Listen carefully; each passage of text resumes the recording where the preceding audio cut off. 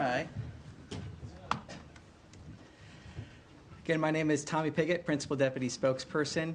For those that are just tuning in, I'm in again for the day for Spokesperson Tammy Bruce, who is traveling with the Secretary. So a few remarks up top, and then I'll be happy to take some questions. Under President Trump and Secretary Rubio's leadership, the United States is ushering in a new golden era for the American people. This week in the Middle East, the administration has so far announced landmark agreements worth hundreds of billions of dollars. These deals will expand American manufacturing, strengthen critical supply chains, and fuel innovation. Meanwhile, at the Select USA Investment Summit in Maryland this week, Deputy Secretary Landau joined the Department of Commerce to promote new opportunities for foreign investment that will directly benefit American workers and businesses. On the security front, Secretary Rubio traveled to Antalya, Turkey, for the NATO Informal Foreign Ministers meeting,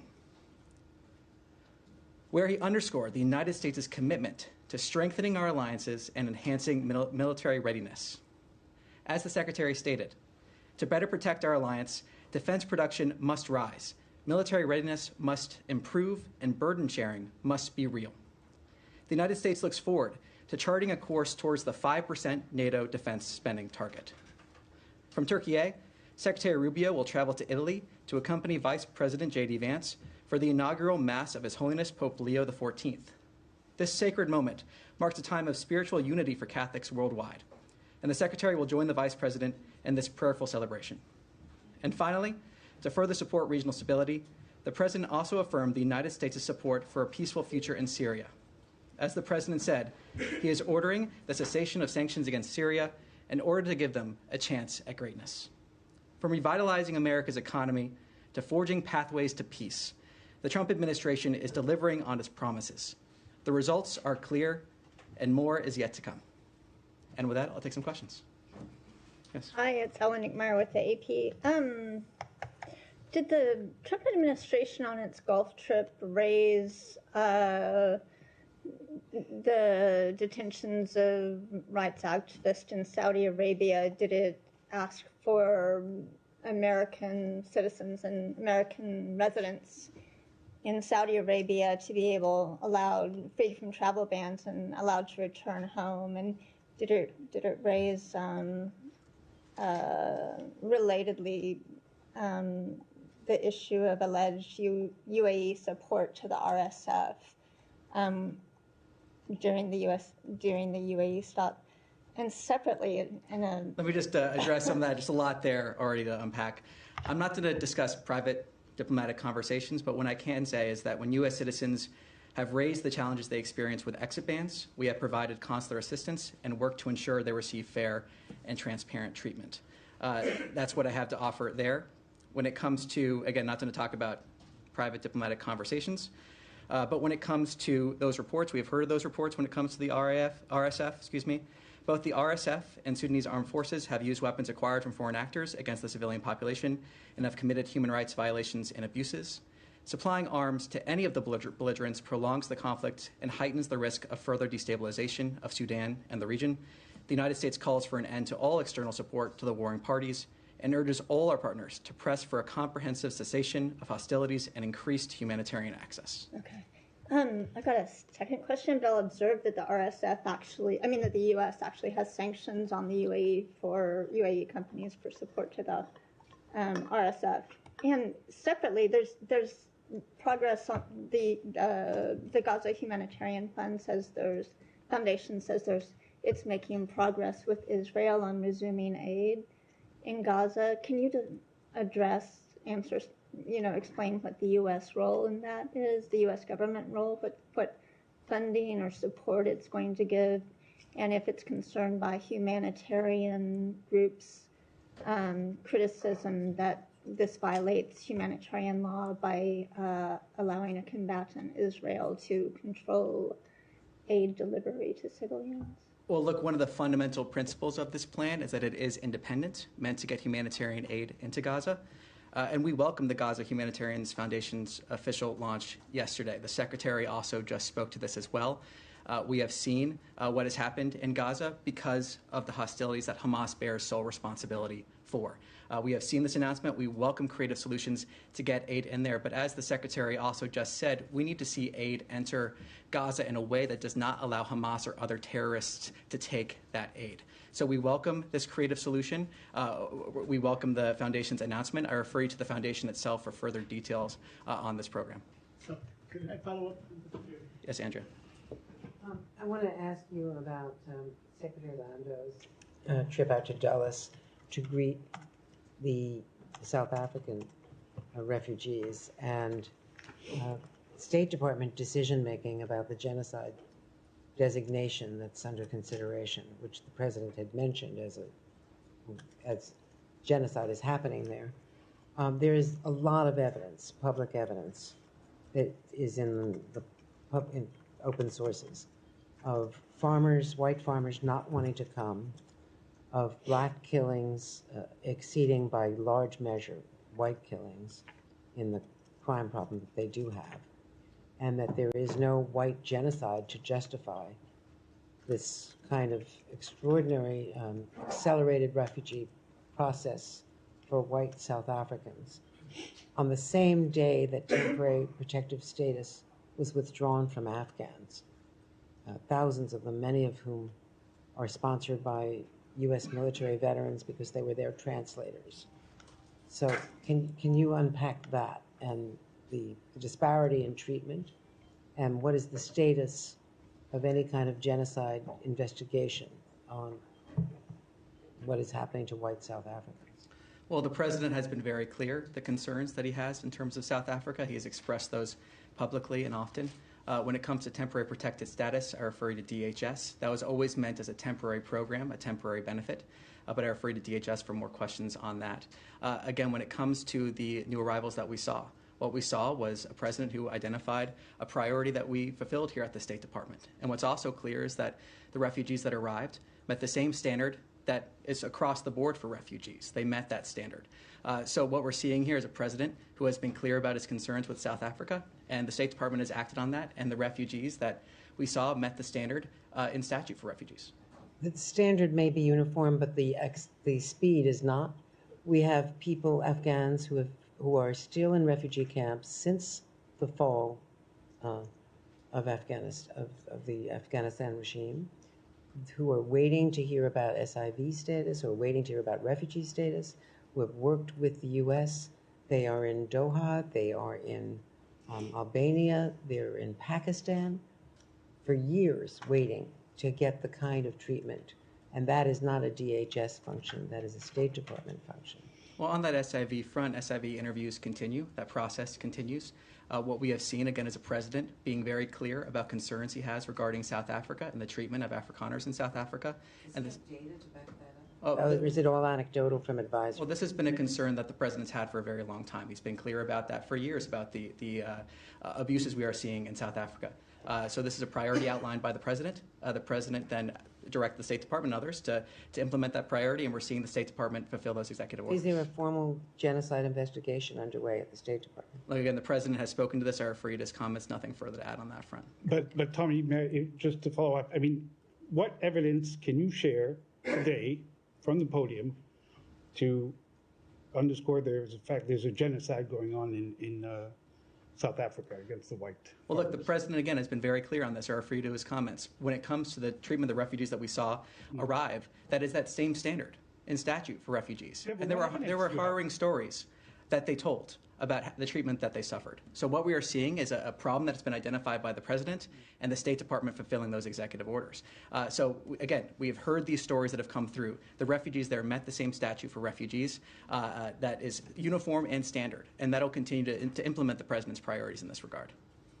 Can I just have one more question on this? Sure. You said they met the same statute, which indicates that there are others who are in the same exact boat that they are in right now around the world. So why was it a decision to prioritize these refugees over other refugees? And was there any racial element to this because they're white? So I want to just, on that first part, what I mean there is there's a certain standard that's outlined. There's certain criteria that needs to be met. That's what I meant in terms of that standard. So there's a certain standard that is applied when someone's applying for a refugee status in this program. And so that standard is uniform across the board. So I want to clarify that aspect of it. And again, the president has been very clear about the actions we are seeing in South Africa, the fact that this was a priority laid out by the president, and the State Department is fulfilling that priority.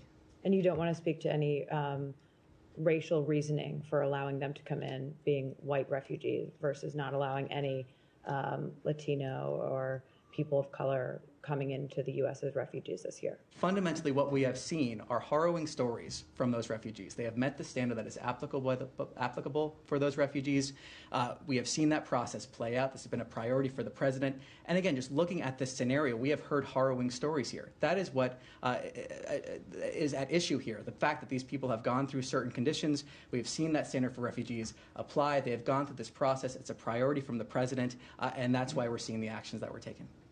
Follow up on that. All right. Thanks, Tommy. I think also we're asking because the determination of genocide is normally something that is determined by the Secretary of State. So just want to clarify, are you saying that this is now something that is determined by the President of the United States? And that's why I think Andrea was asking if there is an investigation in this building into whether that designation for genocide is being determined in this building still, or if something has changed. Well, again, as I said, the president's been very clear about the issues that we have regarding South Africa. He's been very clear on that continually. I have nothing further to add at this point. But it's a legal determination. It's not a determination made by the President of the United States. That's why we're asking. Again, I address this issue in terms of the president's been very clear about the issues we've seen from the State Department's perspective. There's a priority laid out by the president. We are fulfilling that priority. And again, the stories that we have heard are harrowing. And so we're seeing the fact that these people have met that same standard for refugees, and we're seeing the State Department fulfill the executive orders of the president. Did they also get? Do you also look through their social media files? I mean, because there's some to look for anti-Semitism, for instance, for some of the people who came. Well, as a matter of general policy, we're unable to comment on specifics of that nature, and so I'm not going to do that from the podium here. Can I Yes. ask you a different? Oh, I just have a totally different question before we get on to the Middle East. All right. I had a question on Cuba. The deputy foreign minister is saying that there's no Chinese spy base on the island, and is dismissing some recent satellite images. I just wonder what your assessment is. We will not talk about intelligence matters from the podium, so at this point, nothing to further to add on that. No comment. Yes. Thank you, Tommy. Going back to Gaza on the issue of the aid, of course. Now, for all the months before the January 19 agreement, aid was going in, even in the most intensive fighting that occurred over a period of more than a year. Aid was still going in. What has happened since March 2nd until now that disallows aid to go in? Do we have like a timetable? And isn't it really ironic that the Palestinians, have demand a measure of basic human right, the right to eat, on the day, the 15th of May, which is the 77th anniversary of the catastrophe? We still have to talk and debate whether they have a right to eat or not. Well, what I can tell you what's happened is there has been this proposal to get aid into Gaza in a creative way that makes sure Hamas cannot steal it. That is what I can tell you has happened, and that the United States has endorsed that effort to get aid in there. So that is what has happened. And what I can also tell you what happened is on October 7th, Hamas coming in, committing atrocities. Hamas bears sole responsibility for this conflict, but as the Secretary just described, we care about the humanitarian situation in Gaza. That's why we have endorsed this measure to get aid in there. That's why we have seen this be a constant topic of conversation here at the podium and elsewhere. And what we are seeing from the Gaza Humanitarian Foundation's announcement is a creative way to get in there and make sure aid is reaching the people that actually need it. Do we have a timetable for this? I mean, can we say like in 2 weeks, 3 weeks, a month, the aid can go in? Well, look, what we're looking to is that delivering of aid by the end of the month, but ultimately I refer to the Foundation for more details on the specifics of that. Yeah. Yes. Thank you. One follow-up on Gaza, and I will also ask on Syria. Can you provide us more details about who will, fund this new foundation, Gaza Foundation, and what role the U.S. will actually play in the aid delivery? Well, ultimately, I refer you to the Foundation for more details on the specifics of that nature. As the Secretary has said, we welcome this announcement to get aid in there. But I refer you to the foundation for more details. And on Syria, Secretary Rubio met Syrian Foreign Minister Al-Shaiban and Turkish Foreign Minister Hakan Fidan today in Antalya, Turkey. You just shared a readout of the meeting. Secretary Rubio said right after the meeting that the U.S. Will start with initial waivers instead of fully lifting the sanctions. Can you provide more details on like when and under what conditions these sanctions might be fully lifted? And, will the U.S. do anything to contribute to the reconstruction of Syria? Was this discussed during the meeting too? Look, what I can say, as the Secretary said during those comments, is that this is something that had been discussed, worked on, options considered for many weeks leading up to this announcement, and that we are going to be implementing what the President has announced as an administration. In terms of exact timelines, I have nothing further to preview on that front now, except for to say the fact that we are moving now to implement this announcement, and this was something that was discussed, as the Secretary said himself, for many weeks leading up to this announcement. Sure. Can we come back to the Gaza Foundation? Just to try to get some clarity on this. So you're talking about this being, the US has endorsed it, you're praising this creative thinking. Whose plan is it? Who is the Gaza Humanitarian Foundation? Well, the Gaza Humanitarian Foundation is a foundation. I mean, I refer you to them for more details on their leadership. But should we call this a U.S. plan? Is it an Israeli plan? The UN has said they're not going to be involved in it. So, who do we credit with this creative thinking? Well, again, as I said earlier, this is an independent plan in terms of making sure that aid reaches the people that need it. As the Secretary said, we endorse this plan in the sense that we want to see creative solutions. As he also said, if there are better options to get aid in there, we'd like to see those options provided. But ultimately, again, as he said, our priority here is making sure that aid gets to the people that need it in a way where that aid is not stolen by Hamas or other terrorists. When you say endorse, it sounds like kind of moral support, but is the U.S. providing any funding for this? Like, I refer you to the foundation for details on their funding, but why is that down to the foundation? I have nothing to preview. I'm asking the State Department if the State Department is providing any funding for this. Nothing to preview at this time on that front. So all you're doing is providing endorsement. Well, look, as the Secretary said again, we welcome this creative solution. We see the plans moving forward there. They announced and detailed those yesterday. If I have my timing correct on that, refer you to them for more details. And there's been reports that David Beasley, who's former World Food Programme head, is going to be involved. Can you speak to that? Anything about the leadership of this foundation? Well, when it comes to Dave Beasley would be fantastic. So we're hoping he comes on board as well. He accepted the Nobel Prize on behalf of the World Food Programme when he was leading the organization, and he's one of the most respected humanitarian leaders in the world. And sorry, would he lead the humanitarian conversations for the State Department with Israel and Gaza? Is that nothing further besides what I just provided there at this time? You're saying he would be good, but you don't have any information on him being involved? Again, this is the data that we have here in terms of David Beasley would be fantastic. So we're hoping that he comes on board, but nothing further to add at this time. Is it possible on a security-related question? I'm just, since he had the early one, we'll go over here. Thank you. On Iran, today the president said the U.S. and Iran are very close to a deal and said that Tehran has already sort of agreed to terms. Can you elaborate on that? And is there another round of direct, indirect negotiations scheduled to get this over the finish line? Not to comment on private diplomatic conversations nor negotiate through the media when it comes to the details of these negotiations, these talks. What I can say again, as we've reiterated here, is that the president has been clear that Iran can never have a nuclear weapon. The talks have been described as constructive by the participants in them. And so, again, Iran can never have a nuclear weapon. And the president has been clear he wants to see diplomacy, he wants to see a diplomatic solution here.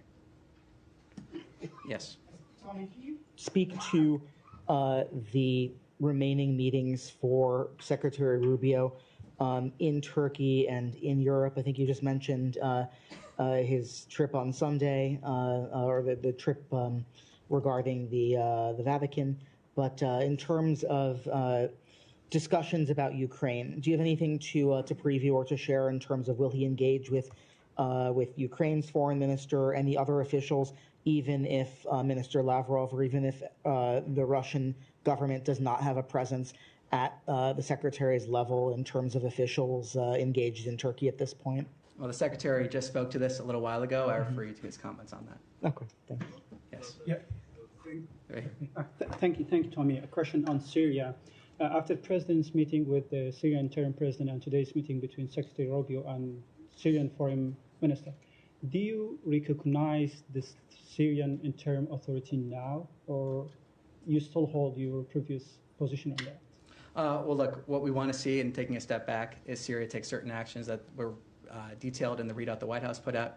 We've also seen the Secretary discuss this in terms of movement forward. I don't necessarily want to get ahead of where that movement might be, but ultimately just to reinforce and reinforce the fact that, as the President said, we want to give Syria a chance at greatness, and we are working now to implement what the President announced in his speech in Saudi Arabia. And Secretary Rubio was touching the importance of protecting the human rights of all Syrians. We have seen this interim authority were violating many international laws, and they were even harassing the Jewish people and the Kurdish and the Christians. What's your position on these minority rights in Syria after you met with the Syrian foreign minister and after the president's meeting with Ahmad al-Shara? Well, again, not to discuss the private diplomatic conversations that were happening in that regard. We have been clear in regards to any nation that we have certain expectations, and there have been expectations that the President has communicated to Syria regarding a whole host of actions. And again, those actions that we're hoping that they take are hand in hand with this announcement in terms of lifting sanctions, that opportunity to achieve greatness. So it's the cessation of sanctions, but also the actions we're hoping to see them take would then contribute to that long peace, that prosperity that the President and Secretary want to see for the entire region. Thank you. Yes. Going back to Ukraine and Russian talk, is Secretary going to Istanbul as a Secretary of State or as a National Security Advisor? And is there any chance that he is going to meet with Russian delegation? Well, again, the Secretary spoke to that just recently. I refer you to his comments on that. Nothing further to that. Yes. Thank you. A high-level meeting of trade ministers from major countries is being held today on Jeju Island, South Korea, ahead of the APEC summit to be held in Gyeongju, South Korea, in October and November.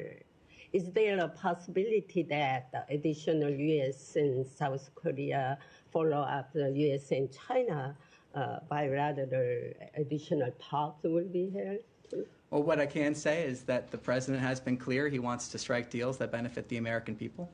And when we see that, that also benefits our relationships with other countries. We're seeing benefits that help both in our bilateral relationship and that. So nothing to preview on a specific agreement, but I will say I think this is a testament to the fact of the President's agenda, the fact that we have seen historic deals that have been brokered by the President that are already yielding results for the American people. We've seen inflation come down, gas and grocery prices falling. We've seen investment entering the United States. Of course, the major announcements we also see in terms of investment in the Middle East this week, but also in general, we're seeing a flood of investment into the United States. We're seeing that benefit for the American worker. And again, by putting that American worker first, the American people first, that leads to deals that benefit both countries in the sense of trade agreements. So again, we've seen countries come to the table, and the President's the best deal maker in the world. Quick follow-up, the ceasefire talks between Russia and Ukraine failed. And do you predict that the meeting between Putin and Zelensky to take place soon? Or? Well, I'm not going to speculate on that at all. Thank you. Yes. Thank you, Tommy. A couple of questions. One on Syria. Just I want to understand, does lifting sanctions on Damascus come up with any conditions? And secondly, on May 17, the Arab League is scheduled to be held in Baghdad, Iraq. Does the Secretary Rubio attend the meeting? Nothing to preview on that second question. Again, on the first, let us reiterate what the President said. This is about giving Syria an opportunity for greatness. And there have been actions that have been communicated by the President. It was detailed in the readout that the White House put out, have been detailed again from this podium in terms of actions that Syria should take. And those actions that we hope to see them take go hand in hand with that opportunity for greatness, that if they take those actions, we could see a long peace, prosperity, again, something that the President wishes for the entire region. Follow up on Syria. Yep. Thank you very much. After successfully mediating ceasefire between Pakistan and India to prevent dangerous escalation in a region, President Trump has said that he will work with both countries to see if they could arrive on any solution for Kashmir dispute.